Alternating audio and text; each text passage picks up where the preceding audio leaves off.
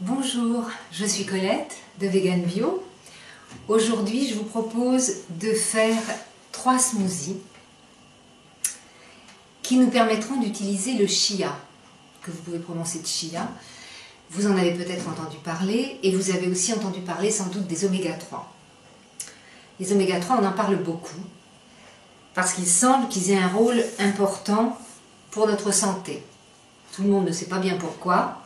Donc je vais essayer de faire une petite revue rapide, survoler un peu ces informations sur les oméga 3.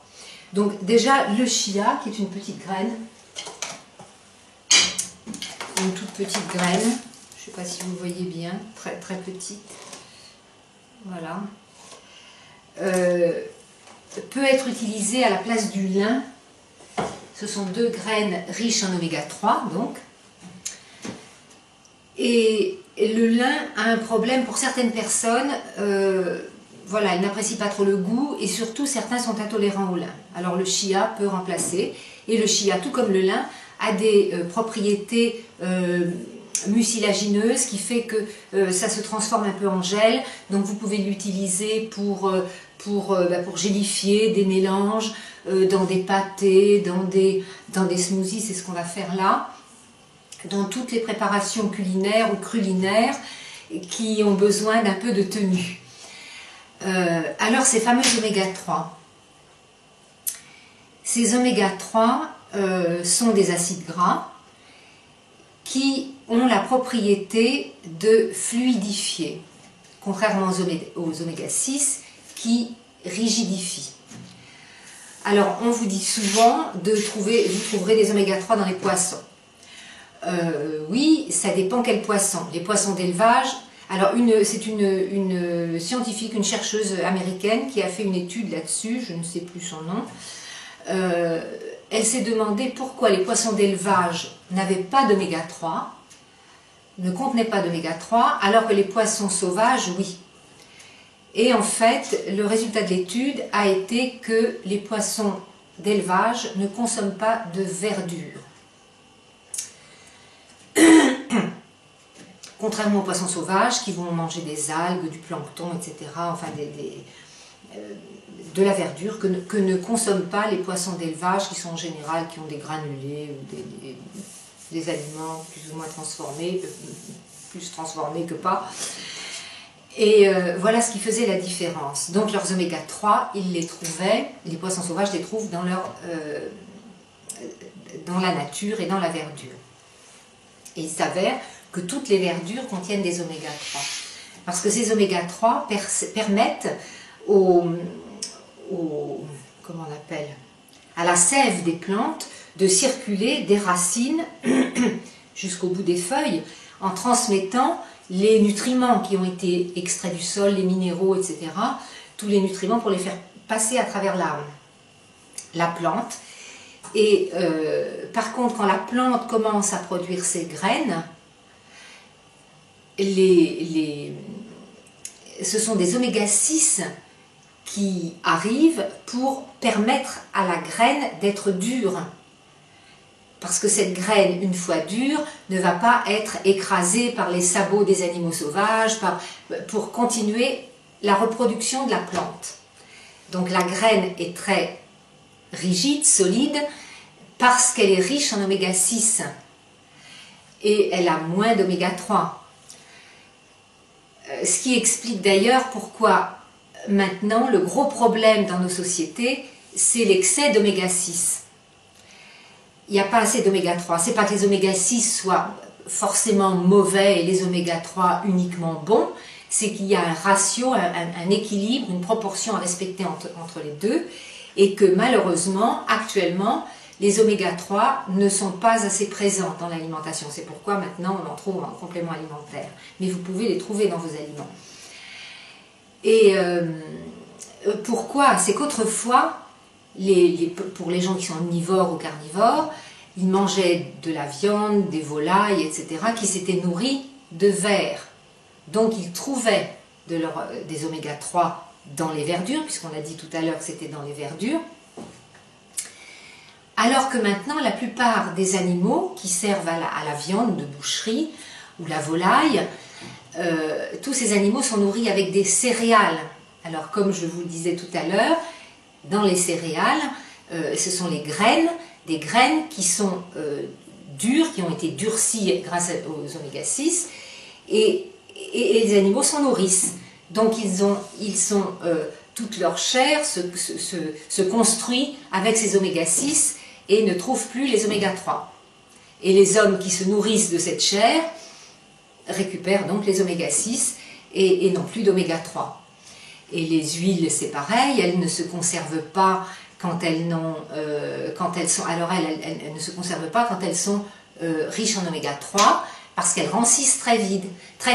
Donc dans les huiles industrielles, les huiles de table industrielles, les fabricants se sont arrangés pour éliminer les oméga 3, parce que les oméga 6 restant seuls dans ces huiles permettent une durée de conservation sur les rayons beaucoup plus longue que s'il y avait des oméga 3. Donc les oméga 3, maintenant, il faut aller les chercher, soit dans des compléments alimentaires, soit dans des aliments qui en contiennent beaucoup. Et le chia fait partie de ces graines. Le chia, le lin, les noix aussi, les noix de Grenoble. Mais les noix de Grenoble, bon, il y a le problème, quoique les graines aussi, un problème de graisse. Mais plus, il y a en principe plus de graisse dans les noix que dans les graines. D'après Victoria Boutenko, il y aurait 80% de graisse dans les noix. Tout ce qu'on appelle noix, c'est les amandes, les noix de Grenoble, les noix de macadamia, les noix de cajou, enfin toute la famille des noix. Alors qu'il n'y en aurait que 40% dans les graines. Alors graines de tournesol, graines de lin, de chia, qu'est-ce qu'il y a encore comme graines? Enfin toutes les graines, tournesol, graines de courge, voilà. Si vous avez des problèmes de graisse, donc privilégiez les graines, problème d'assimilation des graisses, privilégiez les graines plutôt, et surtout faites-les tremper avant, de préférence, avant de les consommer. Voilà, donc quand comme je disais tout à l'heure que les oméga 3 fluidifient, elles fluidifient les liquides dans les plantes, mais aussi dans l'homme, c'est-à-dire que ça fluidifie le sang. Si vous en consommiez trop, vous auriez des problèmes d'hémophilie par exemple. C'est pourquoi il y a un équilibre entre oméga 3 et oméga 6. Et quand vous avez trop d'oméga 6, ce qui est le cas pour la majorité des gens avec l'alimentation habituelle actuelle, qu'est-ce qui se passe? Épaississement du sang, épaississement, durcissement des tissus cérébraux, sous la peau, le derme aussi se durcit, ce qui provoque des rides, et vous comprenez aussi pourquoi, donc, avec ces durcissements, épaississements du sang, des artères, il y a des problèmes cardiaques, et que les personnes qui passent par le chemin conventionnel pour se traiter ont des huiles, on leur prescrit des huiles spéciales riches en oméga 3, justement pour fluidifier. Voilà, alors pour les oméga 3, je crois que on ne va pas rentrer plus dans le détail, c'était déjà pour vous donner quelques petites informations. Et maintenant, on va faire des smoothies en utilisant un peu de chia. Ça les gélifie. Là, il n'y en aura peut-être pas vraiment besoin de gélifier. Mais alors, les deux premiers, alors je vais d'abord en faire un. Deux premiers seront sans verdure. Il y aura le chia qui apportera les oméga 3, sinon dans vos verdures vous en avez. Alors là je vais mettre une orange.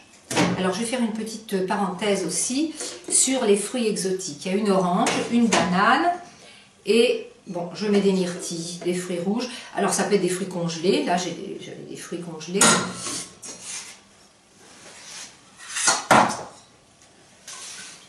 Les fruits congelés, il faut toujours mettre des fruits frais, mais bon, en hiver quelquefois, plutôt que pas de fruits du tout, c'est bien aussi d'utiliser des fruits congelés qui ont souvent été congelés très vite après la récolte, donc c'est bien.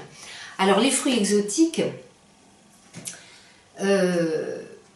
évidemment, il y a beaucoup de controverses là-dessus. On nous dit, nous, en France, oui, les fruits exotiques,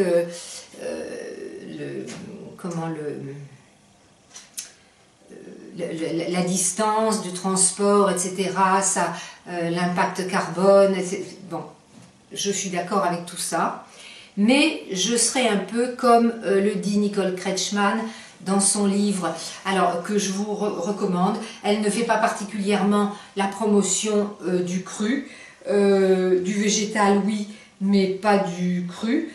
Mais il est plein de bon sens ce petit livre, et elle dit à un moment il y a la polémique sur les fruits exotiques qui ne sont pas de chez nous. Quant à moi, je me considère femme de la terre, ce qui m'en fait apprécier tous les fruits. Si vous donnez à un petit de 5 ou 6 mois le choix entre une pomme, une poire, une orange, une mangue et du durian, il choisira le durian et la mangue. Bon, voilà. Alors, chacun en pense ce qu'il veut. En tout cas, son petit livre, je vous le recommande chaudement. Il s'appelle « Manger bien, sain et bio » parce qu'il y a dans la première partie toute une explication sur les combinaisons alimentaires qui peuvent vous rendre service parce que c'est écrit d'une façon tellement claire, tellement simple qu'un enfant de maternelle pourrait comprendre. Donc les gens qui se font des nœuds au cerveau avec cette histoire de combinaisons alimentaires pourraient peut-être trouver des petites aides là. Je ne dis pas que c'est une science exacte, les combinaisons alimentaires, mais ce sont des pistes sérieuses pour les problèmes digestifs, les gens qui ont des problèmes après avoir mangé et qui ne savent plus très bien à quel sein se vouer. Donc voilà, Manger bien, sain et bio par Nicole Kretschmann, et c'est aux éditions Jouvence. D'autre part, en dehors du fait des fruits exotiques qui sont exotiques pour nous en France et qui peuvent être consommés une fois de temps en temps, bon, on ne boit pas du champagne tous les jours non plus, hein. On peut prendre, pour ceux qui boivent de l'alcool, on peut en prendre un petit peu de temps en temps, et puis d'autre part, on a quand même des visiteurs sur notre blog de partout dans le monde, donc ce qui est exotique pour nous peut être tout à fait local pour eux. Alors comme ça conviendra à tout le monde.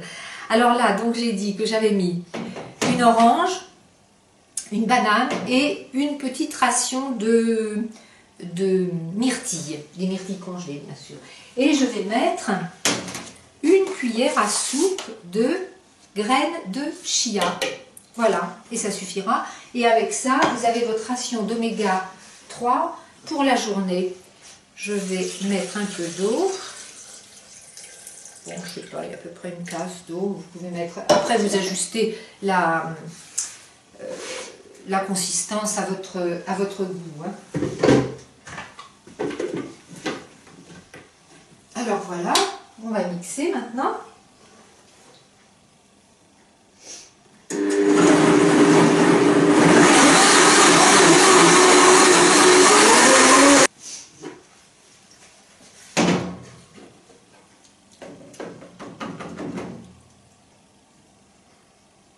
Voilà, je pense. Alors, on considère que les graines de chia gonflent environ 9 fois. Pour une dose de chia, il faut 9 doses d'eau. Et ça vous donne une consistance un peu comme le tapioca, si vous aimez le tapioca. Voilà, bon, alors, j'ai oublié d'apporter un verre. Donc je vais le mettre là-dedans. Voilà, alors c'est assez crémeux, mais j'ai mis pas mal d'eau. Là, vous pourriez avoir deux verres, hein, à peu près. Alors, évidemment, c'est délicieux. C'est évidemment très bon. Alors, on va faire le deuxième, mais je vais mettre quand même ça dans. Alors maintenant, le second smoothie. Cette fois, ça va être de l'ananas qui est congelé, mais que vous pouvez prendre frais, évidemment. Surtout si vous habitez dans un pays où vous en avez du bien mûr, bien frais. Voilà. Alors, une mangue, cette fois que j'ai pu avoir fraîche et bien mûre. Une mangue, disons à peu près une tasse d'ananas. Bon, là, ça vous fera deux belles portions. Bon, la mangue a tendance à gélifier aussi, hein.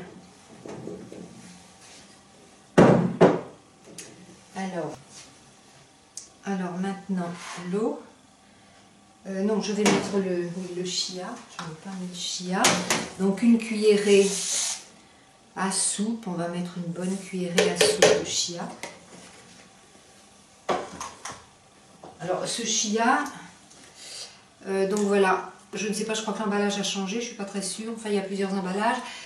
qui est vendu aussi dans la boutique de Nadège chez Market Veil. Vous en trouvez, il est bio bien sûr. Voilà, alors un peu d'eau. Là, je crois, entre le chia et la mangue, je pense que la gélification va être assez...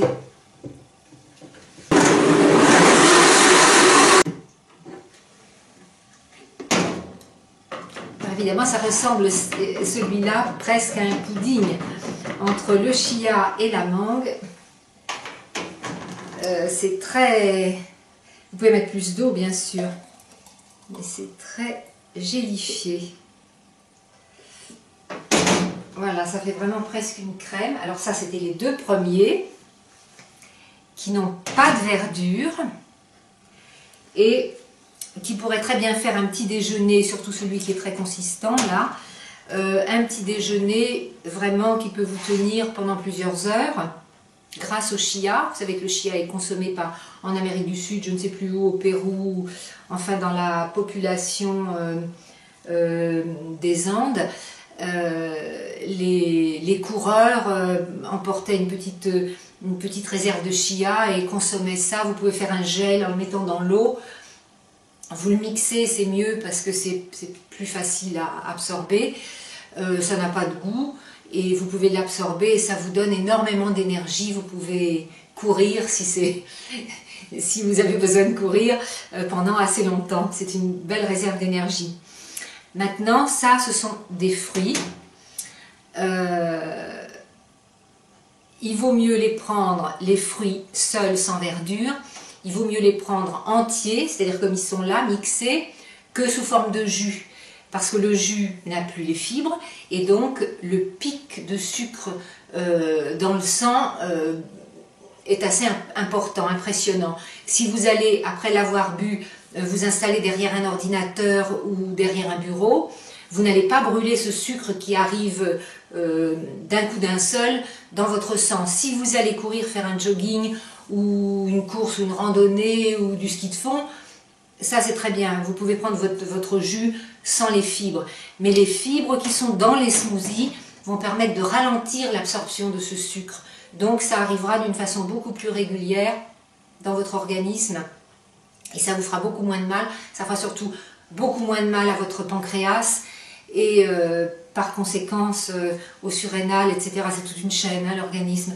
Donc voilà, si vous prenez des fruits seuls, sans verdure, il vaut mieux les prendre sous forme mixée que sous forme pressée, sauf si vous avez une activité qui vous permet de brûler le sucre arrivé brutalement. Donc ça, c'était les deux premiers. Le troisième aura de la verdure. Alors, là, je fais le troisième smoothie. C'est un peu dommage, j'aurais voulu qu'il soit bien vert pour faire une jolie déclinaison de couleurs. J'aurais voulu mettre des poires, mais j'ai oublié d'en acheter. Donc, j'ai pris une pomme. Alors, pour nous, ici en France, évidemment, c'est plus local, les ingrédients qui sont là. Des mûres, donc les mûres, vous pouvez en avoir congelé en automne si vous êtes allé en cueillir. Donc là, avec des mûres qui sont violettes, je ne vais certainement pas avoir une jolie couleur verte. J'aurai une couleur plutôt marronasse, qui sera peut-être pas très belle. Mais voilà, vous pouvez remplacer les mûres par des poires. Des poires, il y en a à toutes les saisons. Un bon jardinier a des poiriers pour l'hiver, pour le printemps, pour l'été, pour l'automne. Donc en plein hiver, enfin en tout cas cette saison, on peut trouver de belles variétés de poires. Donc, alors là j'ai mis, faute de poires, j'ai mis des mûres. Et puis je vais mettre ma verdure. Alors là j'ai du pourpier, qu'on appelle aussi la claytonne, qui est un pourpier d'hiver. J'ai la chance d'en trouver chez ma petite Valérie, ma maraîchère bio qui est à 2 pas de chez moi. Donc oui, je vais mettre une belle dose. Alors le pourpier lui aussi a cette qualité d'être riche en oméga 3. Il y a le pourpier d'été aussi que vous pouvez aller cueillir comme plante sauvage. Bon non, j'en reparlerai dans une autre recette à la saison du pourpier, mais il faut attendre au moins le mois de juillet pour en trouver. Donc voilà, là je mets de la verdure. Et alors la verdure, on avait dit qu'elle était riche en oméga 3 sans être forcément du pourpier, qui est particulièrement riche. Mais la verdure apporte aussi de l'oxygène. Et vous savez que l'oxygène, c'est tellement important qu'il y a même maintenant une thérapie qui s'appelle l'oxygénothérapie. Parce qu'on s'est aperçu que l'oxygène, c'est bien à respirer, mais il faut oxygéner l'intérieur de son corps au maximum. Et les verdures, c'est ce qu'elles font. Alors, une petite histoire qui serait peut-être bonne à raconter aux enfants pour leur expliquer l'importance de la verdure. C'est une expérience qui a été faite en 1741, je crois. Et si la date est exacte, ce petit garçon de 9 ans qui a fait l'expérience, qui s'appelait Joseph Priestley, laissait déjà présager la brillance de son intellect et les travaux qu'il a fait plus tard dans sa vie, les recherches. Il a eu l'idée de mettre sous une cloche de verre une bougie allumée et une souris. Et il a regardé ce qui se passait. Et au bout d'un petit moment, il a vu la bougie qui faiblissait, s'éteignait, et la souris qui commençait à montrer des signes manifestes de faiblesse et de malaise. Donc il a arrêté quand même, il n'a pas attendu la mort de la souris.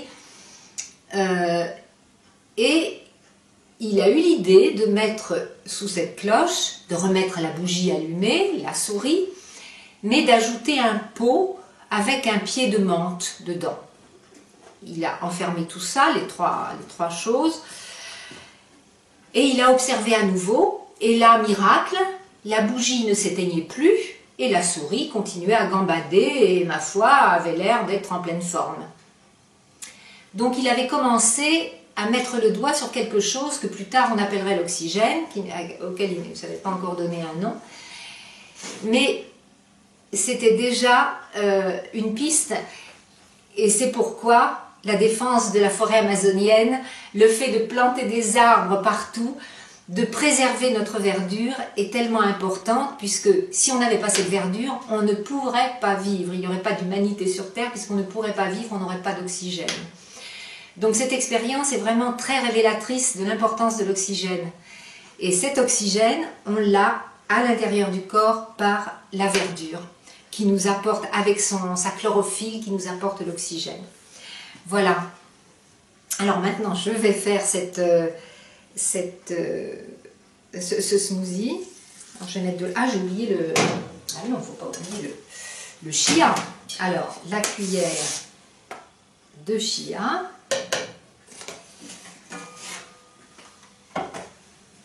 Alors, encore une fois, ça va vous faire... c'est peut-être pas beaucoup d'eau. Hein. Je vais alors chercher... Voilà, je vais en remettre un petit peu quand même. Bon, après, on ajuste. Hein. Normalement, ça vous fait soit un grand repas pour vous tout seul, soit 2 verres, voilà, si c'est un goûter.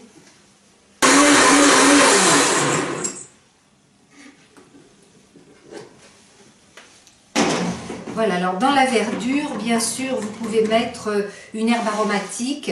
Là, si j'en avais eu, j'aurais mis de la menthe avec la pomme, la mûre et le pourpier. Bon, mais je n'avais pas de menthe, donc voilà. Mais vous pouvez en mettre si vous aimez la saveur de la menthe.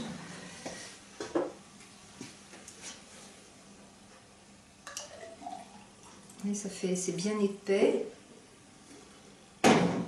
Alors finalement ça fait rouge, voilà, c'est la mûre qui domine.